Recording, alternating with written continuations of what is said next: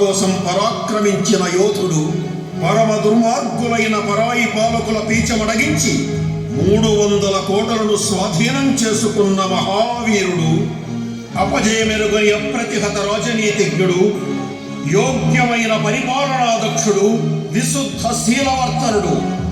అతడే హిందూ స్వరాజ్యాధినేత శ్రీ ఛత్రపతి శివాజీ. ఆ పేరు పలుకగానే ప్రతి భారతీయుని శరీరం రోమాంచితమవుతుంది.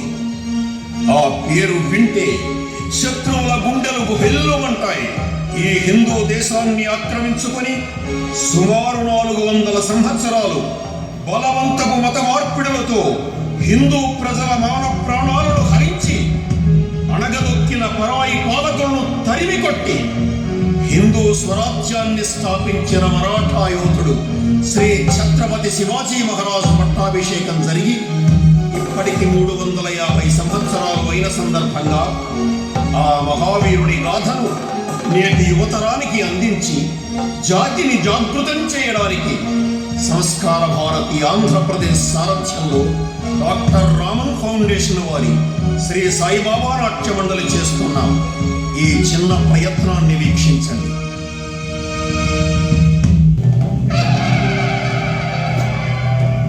శ్రీ శ్రీ శ్రీ ఛత్రపతి శివాజీ మహారాజ్ కి, శ్రీ శ్రీ శ్రీ ఛత్రపతి శివాజీ మహారాజ్ కి, శ్రీ శ్రీ శ్రీ ఛత్రపతి శివాజీ మహారాజ్ కి.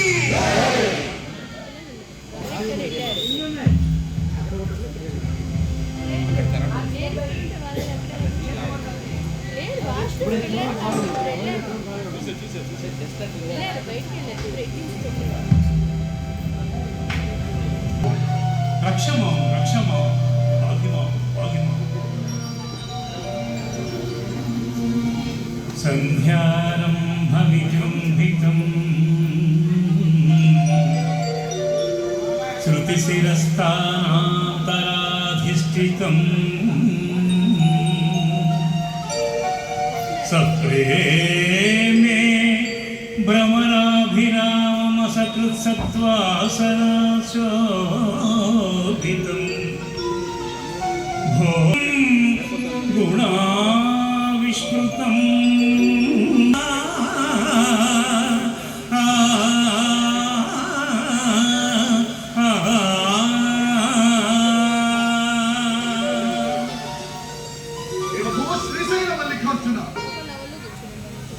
ఈ దివ్య దర్శన భాగ్యము సమర కల్లోలకమైన నా అంతరంగము కొత్త ప్రశాంతతను సంతరించింది.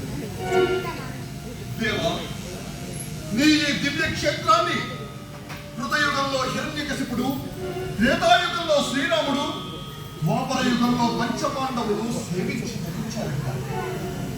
ఈ కలియుగంలో ఆదిశంకరుడు, బసవేశ్వరుడు, సోమనాథుడు వంటి మహాభక్తులు, శాతవాహనుడు, కాకతీయులు, విజయనగర రాజులు, శ్రీకృష్ణదేవరాయలు మొదలగు ఎందరెందరో నిన్ను దర్శించి జీవముక్తులైనారు. ఈనాడు ఈ మూర్ఖాగ్రేసర చక్రవర్తి శివాజీ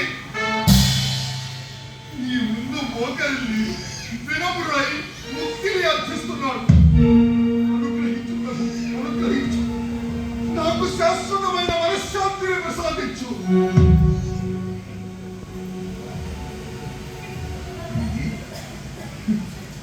నాకు మనశ్శాంతి అధ్యక్షుడికైన అర్హత కావాలి కదా. ఏమి జీవితం ఇది! జన్మించిన నాటి నుండి నేటి వరకు నిరంతర ఘర్షణ, ఎడతగిలి మనోవేదన, అవిశ్రాంత పోరాటం, మనవర్త రక్తపాతం, ఆగల సిధారా వ్రతంతో విధ్వంసాలను సృష్టిస్తూ విజయాలకై ఎర్రలు చేస్తున్న నాకు మనశ్శాంతియా? లేదు. ఈ పాపికి విముక్తి లేదు, ఈ పాపికి విముక్తి లేదు. ఏమిటి? నేను పాపినా? నిరంతర శివ పూజ దురంధరుండనై, భవానీ మాత భక్తుండనై, దుష్ట శిక్షకుండనై, శిష్ట రక్షకుండనై, హైందవ ధర్మ పరిరక్షకుండనై, అక్షరాది మానవతీ శిరోమణుల మానవ ప్రాణాలను భక్షించిన దుర్మార్గం నేక్ష జాతిని ప్రక్షాళించుని లక్ష్యముగా లక్షల కంచెల వంచుకునేది అజ్ఞాను. కాదు, ఎన్నటికీ కాదు.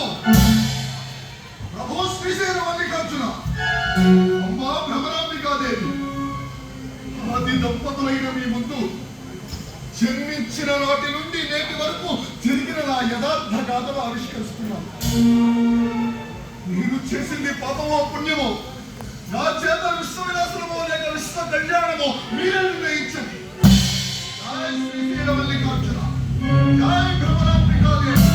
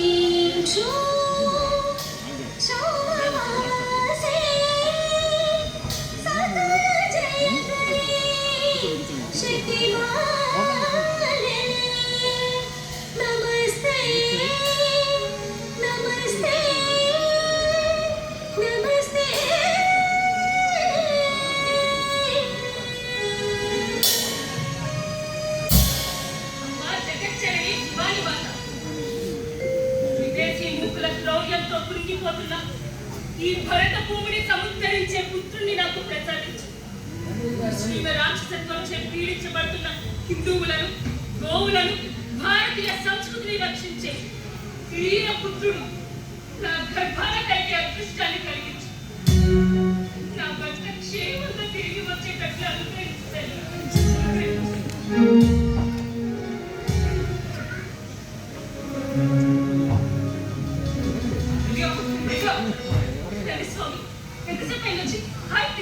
ఇది హాల్ తీసుకునే సమయం కాదు. ముందు మనం వెంటనే బయలుదేరాలి. ఎక్కడికి, ఎందుకు? బీజాపూర్ సుల్తాన్ మన పూణె రాజ్యం మీద దండయాత్రకు వస్తున్నాడు. బీజాపూర్ సర్వసైన్యాధ్యక్షుడు మీరే కదా? ప్రస్తుతానికి కాదు, ఆ విషయం నీకు తర్వాత చెప్తాను. ముందు మనం వెంటనే ఇక్కడి నుంచి తప్పించుకోవాలి. పారిపోవాలి. భోంస్లే వంశంలో పుట్టిన మహావీరుడు సహజంగా మాట్లాడుతున్నది. సహజంగా మాట్లాడుతున్నాను. ముందు బయలుదేరి. నేను రాను. ముందు విషయం చెప్పండి. మీరిప్పుడు బీజాపూర్ సైన్యాధిపతిగా లేరా? లేదు, నేను బీజాపూర్ విడిచిపెట్టి నిజాం షా కోరిక మేరకు అహ్మద్రావు గారిని మొఘల్ దండయాత్ర నుంచి కాపాడడానికి వెళ్ళాను. ఆ నిజాం షా చేసే దురాగతులు నచ్చితే కదా బీజాపూర్ వెళ్ళారు. మళ్ళీ అక్కడికి ఎందుకు వచ్చారు? బీజాపూర్లో ఇంకా ఎక్కువ దురాగతాలు జరుగుతున్నాయి. ఇంతలో నిజాం షా ప్రాణాపాయ స్థితిలో మొఘల్ సైన్య దండయాత్ర నుంచి తనని కాపాడమని అభ్యర్థిస్తూ లేఖ రాశారు. అందులో మొఘల్ సైన్యాన్ని పాల్గొని తనని కాపాడితే మన పూణేను స్వతంత్ర రాజ్యంగా ప్రకటించి దానికి నన్ను పట్టాభిషిక్తులు చేస్తానని నీ తండ్రి లఘుతో జాతం ద్వారా నేర్చు కబురు పంపాను. ఆయన వచ్చి చెప్తే కాదలేక వెళ్ళి ఆ మొఘల్ సైన్యాన్ని పాల్గొని విజయం సాధించాను. కానీ ఆ నిజాం షా విశ్వాస ఘాతకుడు అవుతాడని ఊహించలేదు. తర్వాత ఏం జరిగింది? మొఘలులపై విజయం తర్వాత ఒప్పందం ప్రకారం పూణేను స్వతంత్ర రాజ్యంగా ప్రకటించి దానికి నన్ను పట్టాభిషిక్తులు చేయమని మామయ్య నిజాం షాని కోరాడు. నిజాం షా దానికి నిరాకరించాడు. ఆగ్రహించిన నీ తండ్రి నిజాం షా విశ్వాస ఘాతుకత్వాన్ని నిండు కొలువులో ప్రశ్నించి నిలదీశాడు. దానితో ఆ నిజాం షా నీ తండ్రిని అన్నని నిర్దాక్షిణ్యంగా హత్య చేయించాడు.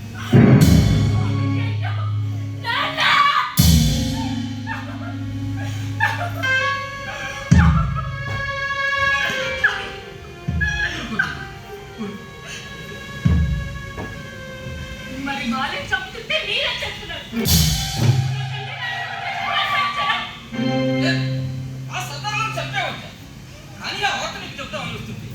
ఇతర బీజాపూర్ సైన్యం మన పూణేలో యుద్ధానికి వస్తూ కనబడింది.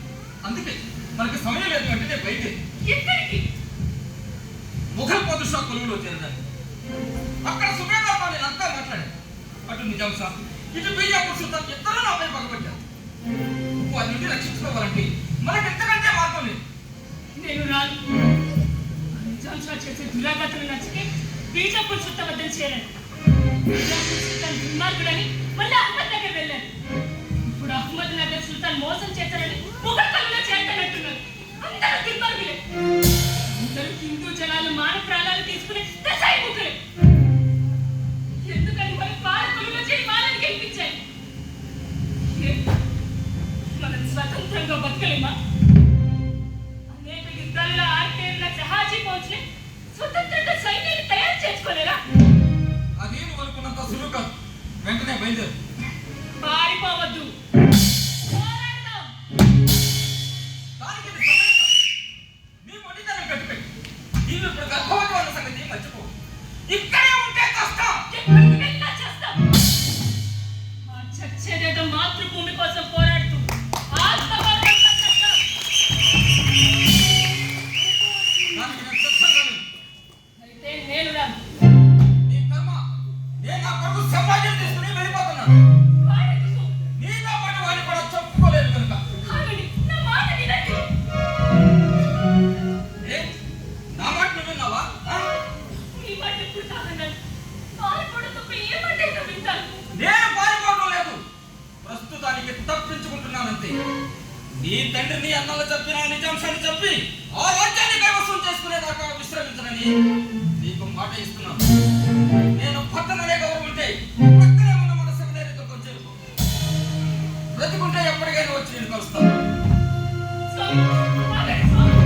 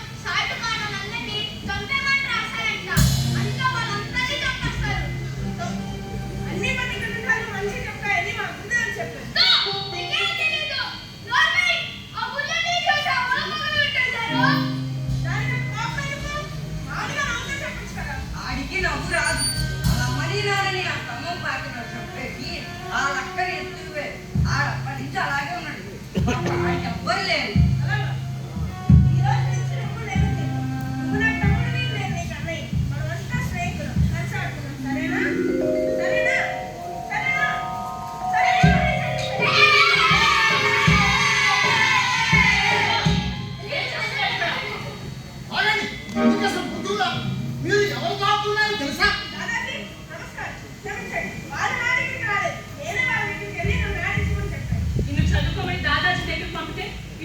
ఇక్కడికి ఎందుకు వచ్చావు? మేమెంత కంగారు పడతామో తెలుసా?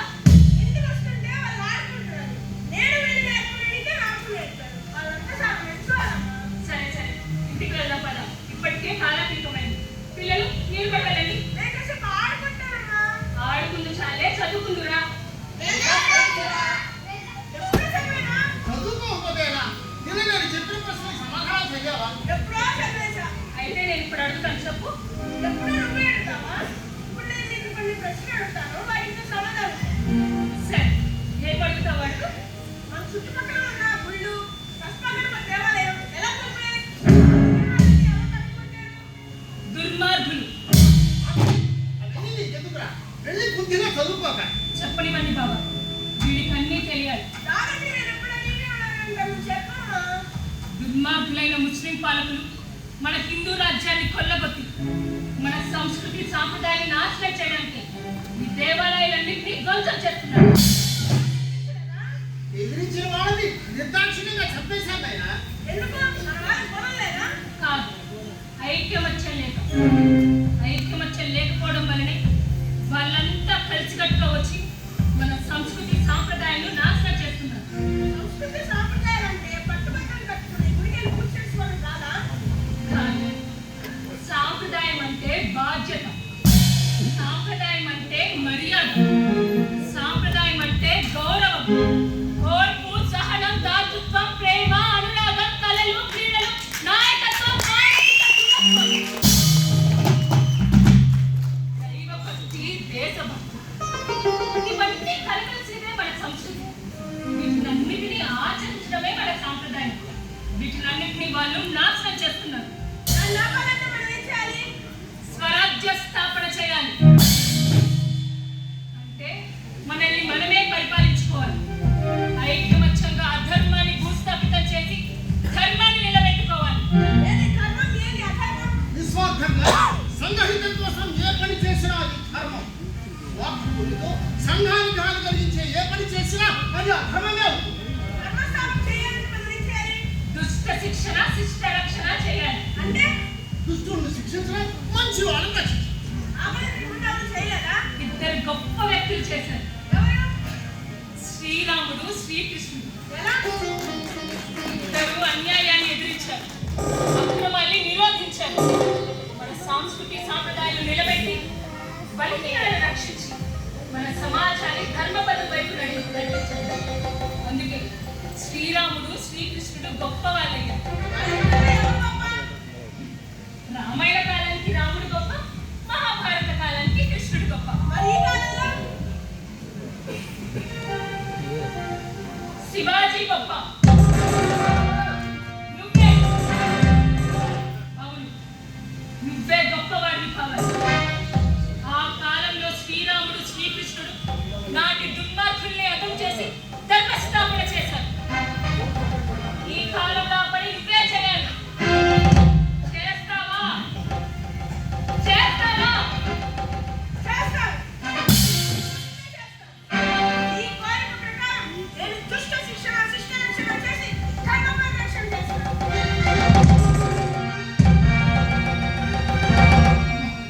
ఎంత గొప్ప వాక్యాలు చెప్పావు. నీవైనా ప్రతి తల్లి తన బిడ్డలకి దీనోపదేశం చేస్తే ప్రతి ఇంట్లో రాముడు ఒక కృష్ణుడు ఉపయోగిస్తాడు. చిన్నదానివైనా నీవు చేతుల్లో చేస్తున్నావు.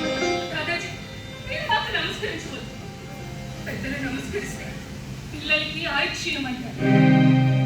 నేను బ్రతకాలి. ఈ దుర్మార్గ ఫలవంతమై హిందూ స్వరాజ్య స్థాపన జరిగేంత వరకు నేను బ్రతికే ఉండాలని ఆశీర్వదించండి దాదాజీ. నేను బ్రతికే ఉండాలని ఆశీర్వదించండి. దీర్ఘాయుష్మస్తు, దీర్ఘాయుష్మస్తు. నువ్వు కన్న కలలు తప్పగా నెరవేరుతాయి. నీ బిడ్డ శివాజీ ద్వారానే సాధ్యపడుతుంది. నిశ్చింతగా ఉంటుంది, నిశ్చింతగా ఉంటుంది.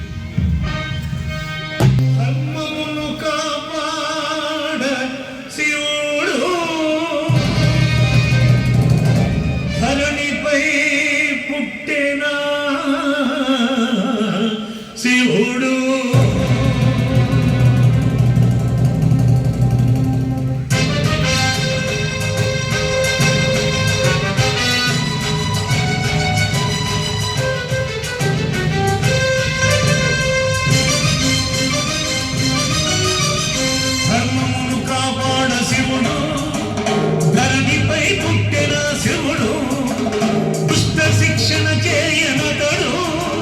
దూసర ఖడ్గం శివుడు తల్లి దివ్యమాయి తపను ఫలించి బయలుదేరును బాల శివుడు బాలునాథుడు కాడు భవుడు బట్టి ఓమణులైన మామలే వీరులకు పట్టుబట్టి యుద్ధ దట్టీను కట్టించి జట్టు కట్టెను బాల శివుడు ఒట్టు పెట్టెను వారి కవుడు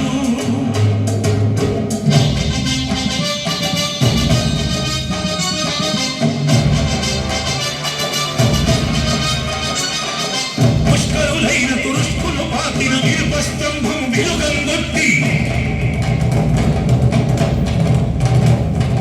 చెప్పుల దండను చొప్పున తీసి ఎక్కువ వైచి ఒప్పరికించి భగభగా మండించినప్పుడు తాను భగ్గు భగ్గున మండ శివుడు గురుడైన దాదాజీ కొండు దేవుని ఆన బంగారు నాగలిని బాగుగా చేయించి వీడు భూమిని ఉన్న శివుడు తాను బలరాముడై తోచెనప్పుడు ధర్మమును కాపాడ శివుడు ధరణిపై పుట్టిన శివుడు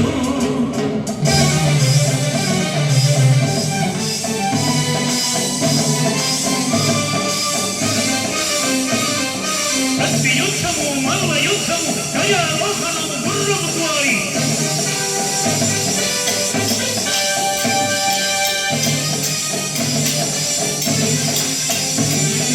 కోటలు ఎక్కుట ఈటలు విసరుట సాము వెరడీలు సాధన చేయుట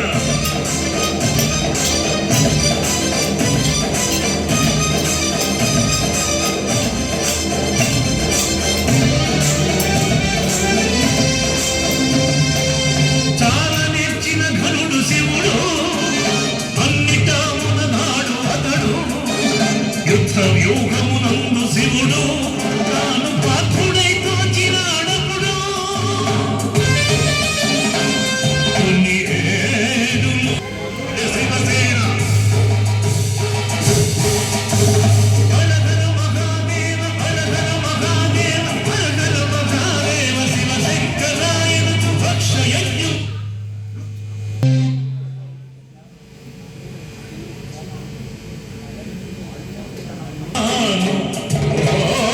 వయసుకు చేరే శివుడు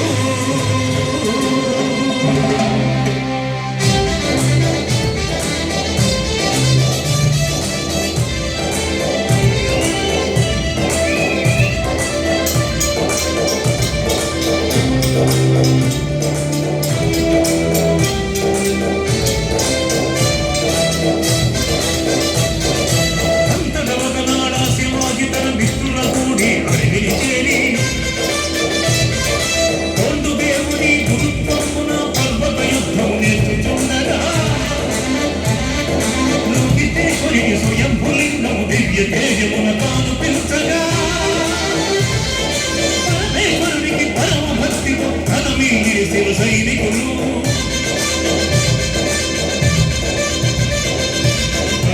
పరమేశ్వరునికి పరమ భక్తితో ప్రణమిల్లిరి శివ సైనికులు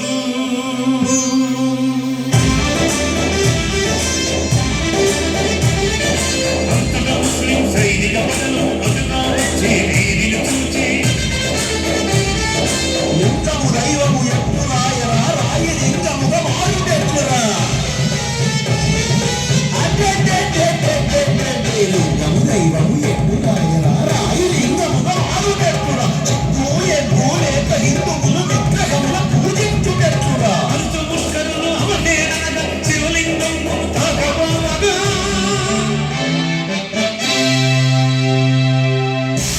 ఒక్క వేటున నరికి శివుడు తాను వీరభద్రుడాయనప్పుడు పుష్కరుల రక్తము ముక్కటిపై పడని రక్తాభిషిక్తుడై రాగిల్లె రాజుడు అడ్డు వచ్చిన వారి అవయవమును దూరి ఖండాలుగా చెండాడు శివసేన హరహర మహాదేవ హరహర మహాదేవ హరహర మహాదేవ శివశంకరాయను భక్షయజ్ఞు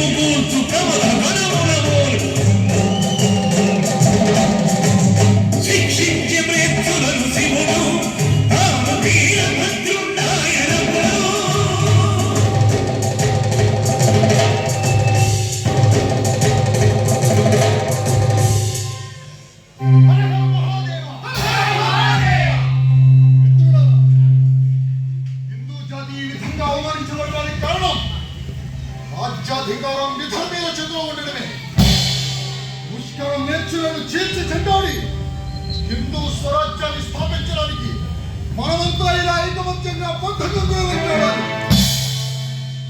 మన గురుదేవులైన దాదాజీ కోటిదేవుడు సాక్షిగా నా తల్లి జిజియాబాయి పాదాలపై అనగా రక్తాభిషక్తుడైన ఈ రోహితేశ్వరుడు సాక్షిగా ఆ కంఠంలో ప్రాణం నిలిచినంత వరకు హిందూ స్వరాజ్య స్థాపన కోసమై పోరాడతానని ప్రమాణం చేస్తున్నాను. ముందుకు వచ్చి ప్రమాణం చేయండి. హర హర మహాదేవ.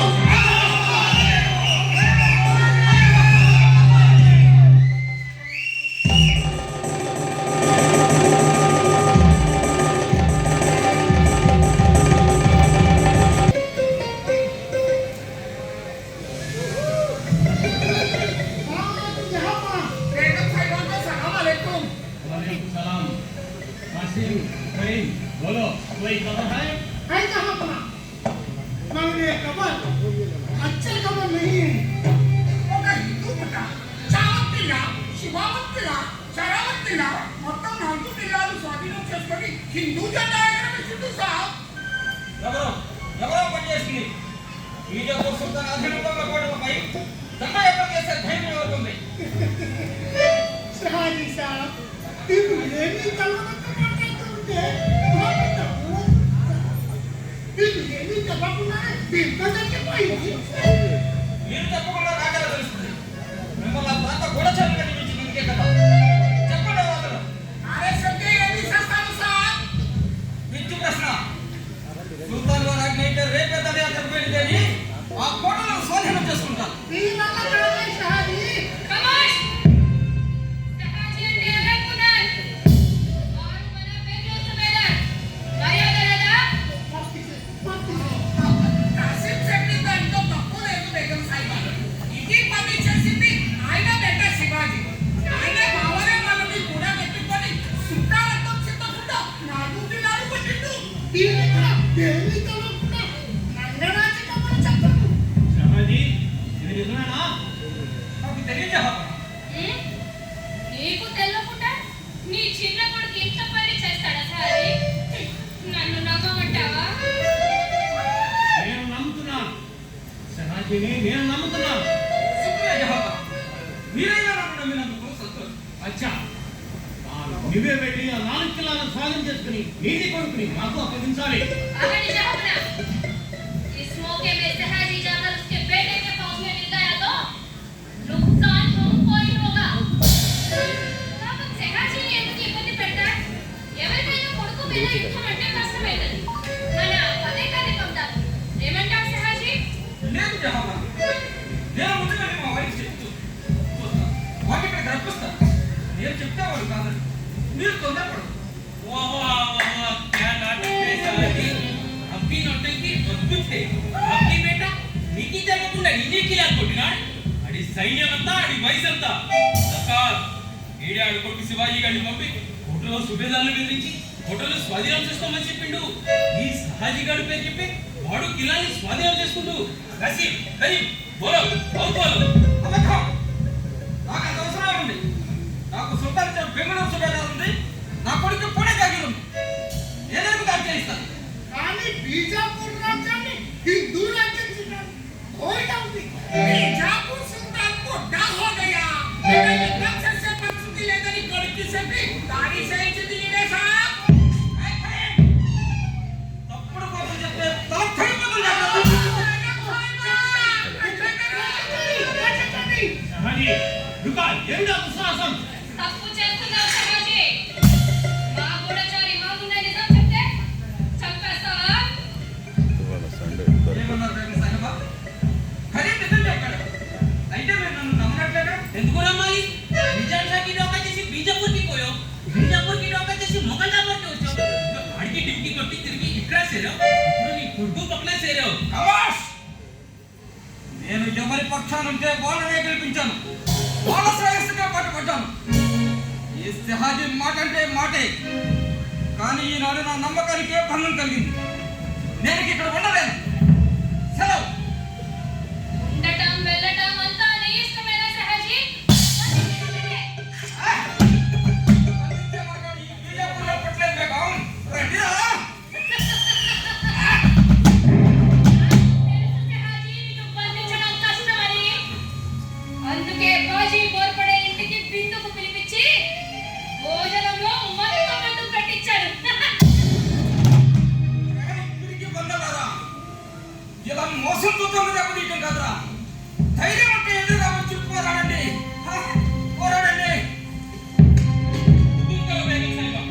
సిర్ కాట్ डालूंगा అవని సహాయం మనకు ఎన్నో యుద్ధాలలో చాలా సహాయం చేశాడు.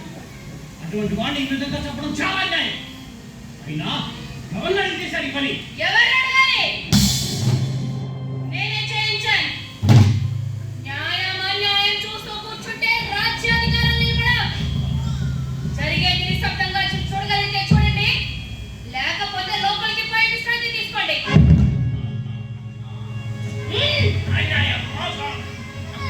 సుల్తాన్ సంగతి నేను చూసుకుంటాను. మీరు అసహాజీని ఖైదు చేసి శివాజీకి ఖబర్ పెట్టండి. పట్టిన 4 కిలోలు మరికి అప్పచెప్పి మరికి లొంగిపోవాలి. లేకపోతే సహాజీ తల కోట గుమ్మానికి వేలాడదీస్తామని తగ్గిపెట్టాం.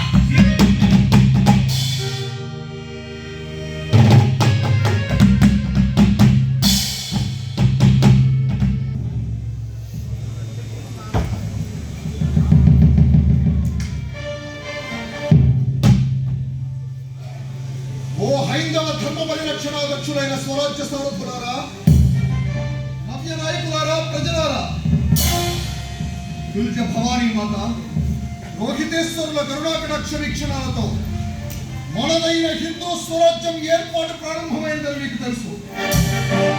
మీ అందరి సహకారంతో తోరణదుర్గం, శరవల్, శుభామంగళ, కొండాల కోటల వరకు స్వాధీనమయ్యాయి. తోరణదుర్గంలో అమ్మవారు ప్రసాదించిన నిధులతో మరాంబదేవ పర్వతంపై శత్రు దుర్భేద్యమైన రాజగఢ్ కోటను నిర్మించడం జరిగింది. ఇక నుండి మనది స్వతంత్ర మరాఠా రాజ్యం, అదే హిందూ స్వరాజ్యం.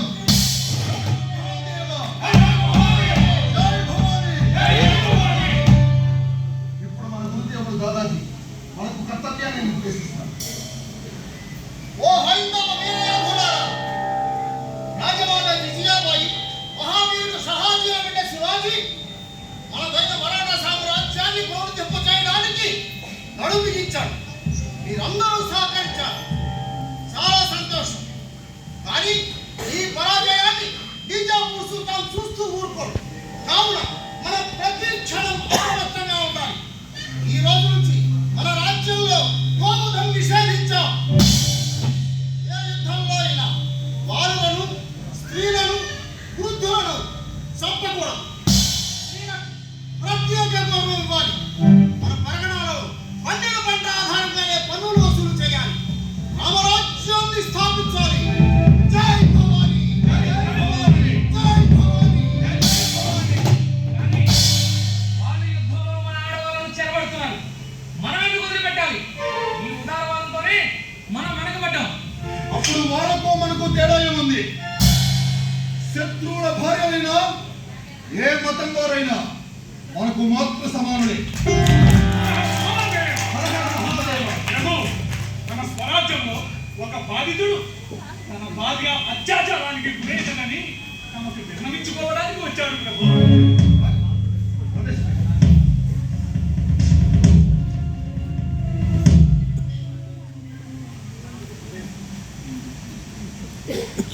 అయ్యా, మాది రంజాగ్రామ పటేలు నా భార్యని ఇంటి పనికని తీసుకెళ్లి బలాత్కారం చేశాడు. అడగడానికి పోయిన నన్ను తీవ్రంగా కొట్టి నా కాలు విరగొట్టాడు ప్రభు. ఎవరక్కడ? పంచాగ్రామ పటేలను బంధించి తీసుకురండి. ఇప్పటికే వాళ్ళని బంధించి తీసుకొచ్చారు ప్రభు. ప్రవేశపెట్టి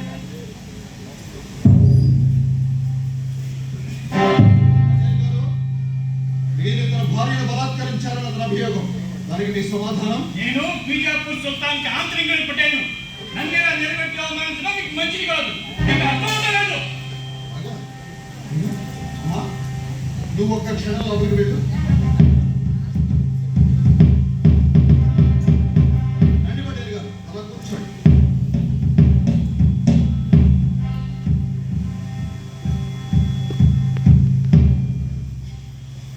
ఇప్పుడు చెప్పండి, మీరు అతని భార్యను బలాత్కరించిన మాట వాస్తవమా కాదా? మీకు అర్థం అవడం లేదు. నిజమే. కానీ బానిస చేత బలవంతంగా పనిచేయించుకోవడం ఈ బీజాపూర్ సుల్తాన్ ఏలుబడిలో నేరం కాదు. ఆమెను నా భార్య ఇంట్లో లేదు, 2 హన్నులు ఇస్తాను, మా ఇంట్లో పని చేసి పెడతా అన్నట్టు ఆమె ఒప్పుకుంది. కాబట్టి నా భార్య కట్టి పని చేయాల్సిందే. ఆమె నిరాకరించింది. అందుకే బలవంతంగా చేస్తుంది. ఎందుకు తప్పేమండి? మరి ఇతరులు ఎందుకు కొట్టావు? మీకు అర్థం కాలేదు. చట్ట ప్రకారం నేను చేస్తున్న పనికి అడ్డుపడ్డాను. ఆత్మరక్షణ కోసం కొట్టాను. ఏది చట్టం? బలాత్కరించడమా? మీకు అర్థం కావట్లేదు. ఈ బీజాపూర్లో ఆడది ముసుగు వేసుకోకుండా వీధుల్లో తిరగడం నేరం. అలా తిరిగిన అర్థాన్ని ఏమో ఒకటి అనిపిస్తే అది నేరం కాదు. అవునా? కాదా మరి? మీకు అర్థం కావట్లేదు. ఎవరో అడగాలో మాట పట్టుకొని నన్ను బలవంతంగా దర్బార్ రప్పించానని నేను చెప్పి ఆదేశం చూస్తాను కదా చెప్పాను. ఈ ఉద్యోగం ఊడిపోతుంది. ఏమంటారు? మీకు అర్థం కావట్లేదు. చాలిక! ఏనాజీ, వీడు భవిష్యత్తులో ఏ ఆడదాన్ని ముట్టుకోకుండా వాడి చేతులు నరికేయండి. ఆదిల్ షా సుల్తాన్ దగ్గరికి వెళ్ళకుండా కోళ్ళు కూడా నరికేయండి. జాగ్రత్త, వాడు ఖచ్చితంగా బ్రతికే ఉండాలి. వీడి ఆస్తి మొత్తాన్ని అతని భార్యకు దానబట్టాగా రాసి ఇవ్వండి. మీకు అర్థం కావట్లేదు. ఇప్పుడు నీకు అర్థం కావడం లేదు. ఇది ఆదేశ రాజ్యం కాదు, శివాజీ మహారాజ్ హిందూ స్వరాజ్యం. ఇక్కడ పాపుల్ని క్షమించడం లేవు. కేవలం శ్రీకృష్ణుడు ప్రవచించిన దుష్ట శిక్షణ, శిష్ట రక్షణ, ధర్మ పరిరక్షణ మాత్రమే ఉంటాయి. తీసుకోండి.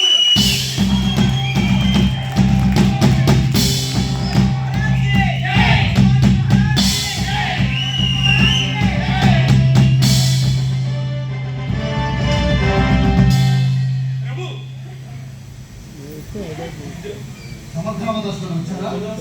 మీ బుక్సను కోరుతున్నాను. ప్రవేశపెట్టండి. ఎప్పుడు ఏ రాజాస్థానానికి వెళ్ళని సమగ్రమదస్తులు ఇక్కడికి రావడం చాలా విచిత్రంగా ఉంది. వారిని సాక్షాత్తు ఆంజనేయ స్వరూపుడుగా భక్తులు భావిస్తారు. వారు మన హైందవ జాతిని జ్ఞాపకపరచడానికి తాను వెళ్ళిన ప్రతి గ్రామంలో ఒక ఆంజనేయ స్వామి దేవాలయం, ఒక వ్యాయామశాలను భారత జాతిని బలోపేతం చేయడానికి ప్రయత్నిస్తున్న గొప్ప మహనీయుడు, గొప్ప ఆధ్యాత్మికవేత్త మాత్రమే కాదు, యుద్ధ తంత్రాలు చేసిన గొప్ప రాజనీతికుడు. అయితే నేనే ఎదురేకి దొరుకుతూ వస్తాను.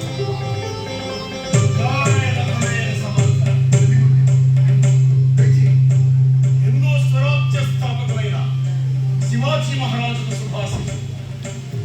మిమ్మల్ని ఈ విధంగా తీర్చిదిద్దిన మీ తల్లి జిజియాబాయి గారికి, మీ గురుదేవులు కోళ్ళదేవు గారికి శిరస్సు వచ్చి నమస్కరిస్తున్నాను. నేను మీతో ఏకాంతంగా మాట్లాడాను.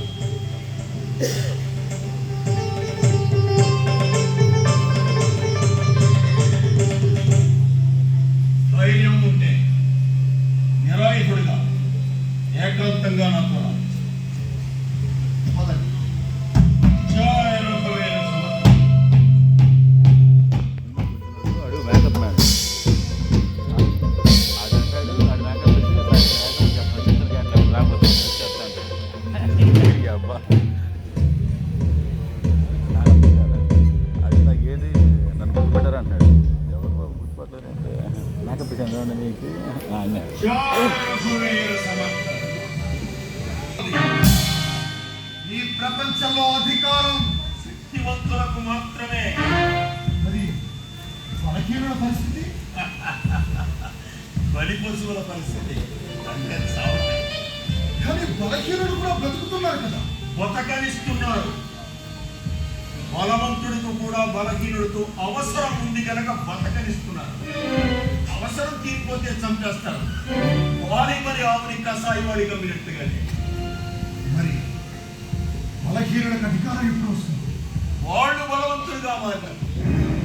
ఈ లోకంలో బలవంతుడిదే అధికారం మిత్రమా. శారీరకంగా బలంగా ఉండాలి, మానసికంగా బలంగా ఉండాలి, ఆర్థికంగా బలంగా ఉండాలి, సంఘపరంగా, సైనిక పరంగా, ఆధ్యాత్మిక పరంగా కూడా బలంగా ఉండాలి. బలవంతుడు అయినప్పుడు మాత్రమే ఈ ప్రపంచం నీ మాట వింటుంది. అప్పుడే నీకు శాంతిని గురించి మాట్లాడే అర్హత లభిస్తుంది. బలహీనులకు శాంతి గురించి మాట్లాడే అర్హత కూడా లేదంటారా? అర్హత లేక విలువనివ్వని ఈ ప్రపంచం అంటున్నా. అరిచి గీ పెడుతున్న మేకల్నే బలిస్తాను మిత్రమా. సింహాన్ని కాదు, సింహంగా బతకడం నేర్చుకో. ఏం చేయమంటారు గురుదేవా? నీవు బీజం వేసిన ఈ హిందూ స్వరాజ్యాన్ని మహావృక్షంగా విస్తరింపజేయాలి. దానికి ఇప్పుడే బీజం పడింది. ఆ విత్తనాన్ని తినడానికి చీమలు కూడా ప్రయత్నిస్తాయి. చుట్టుపక్కల వాళ్ళు గ్రహించావు. వాటిని దాటుకుని మనకెత్తితే పక్షులు తినాలని చూస్తాయి. వచ్చిన వాళ్ళు శభాష్. వాటిని కూడా దాటుకుని మొక్కగా మారితే పశువులు తినాలని చూస్తాయి. పరాయి పాలకులు అడిబడి వాటిని కూడా దాటుకుని మహావృక్షంగా మారితే ఆ చీమ, ఆ పక్షులు, ఆ పశువులు ఆ చెట్టు కిందకే నీడ కోసం వస్తాయి. జీవితం కూడా అంతే మిత్రమా. అవకాశం వచ్చే వరకు వేచి ఉండడం నేర్చుకో. అవసరమైనప్పుడల్లా ఎదగడం నేర్చుకో. ఈ హిందూ సామ్రాజ్యాన్ని మహావృక్షంగా విస్తరింపజేయి. ఆ చల్లని నీడలో అన్ని కులాలు, అన్ని మతాలు, అన్ని ప్రాంతాలు, అన్ని వర్గాలు హాయిగా సెలవు. ఆ పరిక్రమలో నేను ఓడిపోతే, నేర్చుకో. మోసపోతే, బాగుపడడం నేర్చుకో. ఓడిపోతే, ఇంకా బాగుపడడం నేర్చుకో. నేను చనిపోతే ఈ ఆశయాన్ని బ్రతికించుకోవడానికి ఏం చేయాలో చాలా ముందే తెలుసుకో. ఆ పట్టుకోవాలో తెలియడం కాదు మిత్రమా, ఓటమిని ఎలా తట్టుకోవాలో కూడా తెలియాలి. నీకు ప్రారంభించిన ఈ హిందూ స్వరాజ్యాన్ని మహావృక్షంగా విస్తరింపజేయి. అలాగే గురుదేవా. ధన్యోస్మి, ధన్యోస్మి గురుదేవా.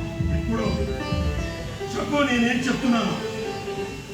ముందు స్వదేశం, ముందు స్వదేశం, తర్వాత స్వధర్మం, తర్వాత స్వధర్మం, ఆ తర్వాతే నువ్వు నీ కుటుంబం. ఆ తర్వాతే నేను నా కుటుంబం.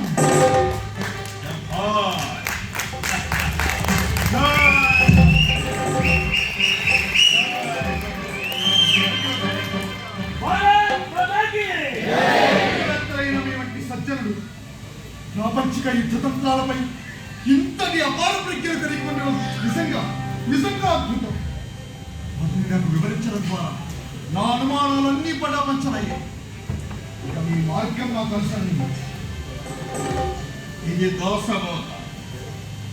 ఇందులో తరతరాలుగా ముస్లిం రాజులు అనుసరిస్తున్న వ్యూహాలు, యుద్ధ తంత్రాలు, వాటిని ఎదుర్కొనే మార్గాలు నిక్షిప్తం చేయబడి ఉన్నాయి. అధ్యయనించాయి. జై రఘువీర సమర్థ.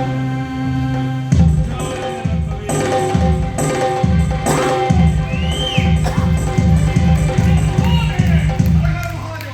ఎందుకు వచ్చావు? మీ తండ్రి గారు షాజీని బీజాపూర్ పరివేగం ఆజ్ఞలకు బంధించారు ప్రభు. వెంటనే ఆక్రమించిన దుర్గాలను వాళ్ళకి అప్పగించి శరణు వేడకపోతే షాజీని వధించడం సత్యమని తాగిదు పంపారు ప్రభు. అంతేకాదు ప్రభు, మీ అన్నగారు సంభాజీని అబ్దుల్ ఖాన్ వెనక నుండి దొంగ చాటుగా వెనక్కితో పేల్చి చంపారని